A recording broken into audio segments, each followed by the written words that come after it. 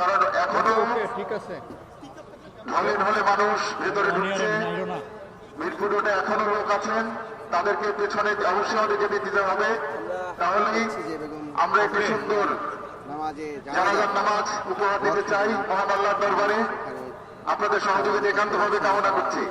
এখানে এসেছে এবং ইতিমধ্যেই নামাজে জানাজার যে প্রক্রিয়া সেটি শুরু হয়ে গিয়েছে।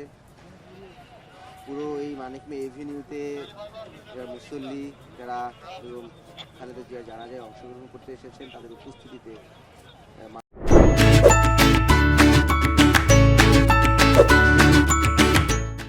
মানিকমে এভিনিউ পরিপূর্ণ হয়ে গিয়েছে এবং সংসদ ভবনের যে মাঠ রয়েছে নির্ধারিত মাঠ যেখানে নামাজের জানাজা অনুষ্ঠিত হবে এবং যেখানে মুসল্লিদের নামাজের জানাজায় দাঁড়ানোর ব্যবস্থা করা হবে। Ladies and gentlemen, the news of the sad demise of the BNP chairperson and former Prime Minister Begum Khaleda Zia has been broadcast in international media. Influential media like Al Jazeera, BBC, CNN, Reuters, Associated Press, AP, NDTV, and the Times of India has published this story as breaking news. We're expecting some foreign dignitaries here.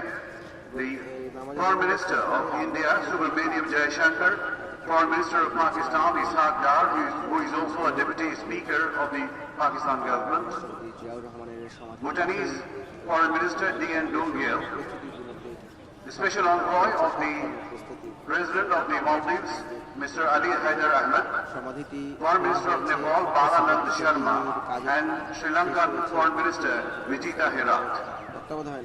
একজন architect অর্থাৎ engineer একটি দায়িত্বে ছিলেন, সেটিও পুরোপুরি কাজ শেষ হয়ে গিয়েছে এর আগেই এবং এটিও পুরোপুরি প্রস্তুত। যেহেতু তাকে পরিপূর্ণ রাষ্ট্রীয় মর্যাদায় সমাহিত করা হবে, সেখানে আমরা দেখছি যে সেনাবাহিনী সহ অন্যান্য যে বাহিনীর সদস্যরা তারা এখানে সামগ্রিকভাবে প্রস্তুতি নিয়ে রেখেছেন এবং আমরা কয়েকটি